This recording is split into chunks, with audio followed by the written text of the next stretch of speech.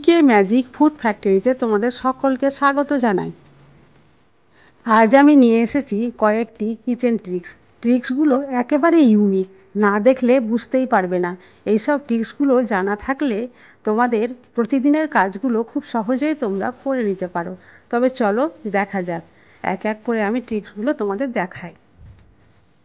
প্রথমে একটি ছোট্ট বাটিতে 1 চামচ নিয়ে নিচ্ছি চা পাতা, তারপরে দিয়ে দেবো 1 চামচ শুকনো দুধ, তারপরে সেটাতে দিয়ে দিতে হবে 1 চামচ চিনি।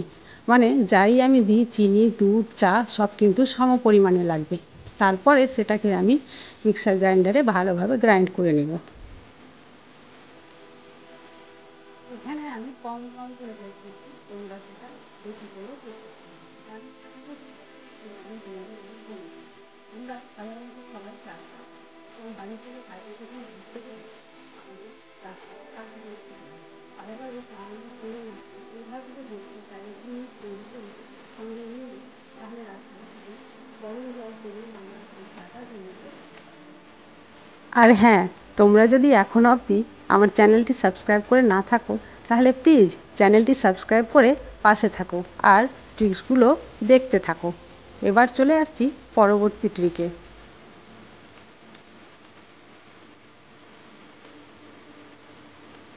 এই ট্রিকটি দেখার পরে তোমাদের সকলের চিন্তাধারার একটা পরিবর্তন হবে। তোমরা আজ পর্যন্ত সবাই জানো সেফটি পিন শুধু মহিলাদের প্রয়োজন পড়ে, কিন্তু না, আজকের ট্রিকটি দেখার পরে মনে হবে মহিলাদের চাইতে মনে হয় ছেলেদের বেশি প্রয়োজন পড়বে। তবে চলো দেখে নাও এই একটা সেফটি পিন দিয়ে কত প্রয়োজনীয় কাজ করছি আমি। একটা ছেলেদের শার্টের বাটন লাগাতে খুব অসুবিধা হয়, বিশেষ করে নতুন শার্টের এই হাতের জায়গাটা লাগাতে খুব অসুবিধা হয়, কারণ প্রথমে সেই বোতামের যে ঘাট থাকে সেই ঘাটটা কিন্তু খুব ছোট থাকে, হাত দিয়ে ঠেলে লাগানো যায় না, আবার অন্যজনের সাহায্য নিতে হয়। তাই আজকের ঠিক জানা থাকলে আর কারো সাহায্য নিতে হবে না, নিজে নিজেই বোতামটা লাগাতে পারা যাবে।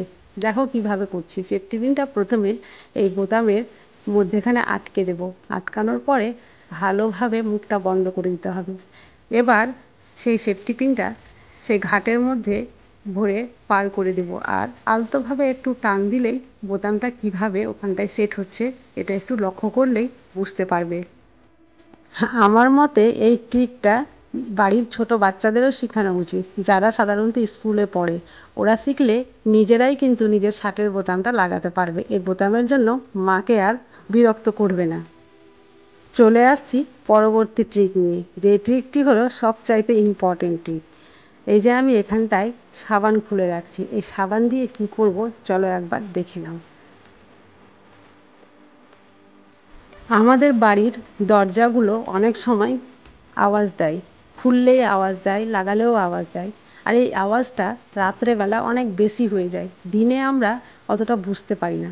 আর তার জন্য আমরা সেই দরজার কবজাতে আমরা তেল দিয়ে থাকি, কিন্তু তেল দিলেও আজকে তেল দিলে 2 দিন পরে আবার সে একই রকম আওয়াজ।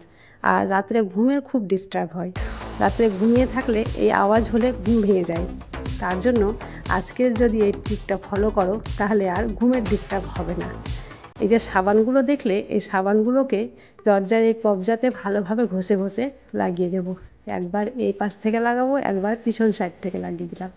লাগানোর পরে দেখো সেই কিন্তু আর আওয়াজ দেবে না। যতই তুমি দরজা খুলো আর বন্ধ করো কোনো আওয়াজ আসবে না। অতএব তুমি খুব নিশ্চিন্তে রাত্রে ঘুম পাড়তে পারবে, তোমার ঘুমের সমস্যা থাকলে আর ঘুম ভাঙবে না। আজ তাহলে এই পর্যন্তই, কাল আবার দেখা হবে আবার কোনো নতুন ভিডিও নিয়ে।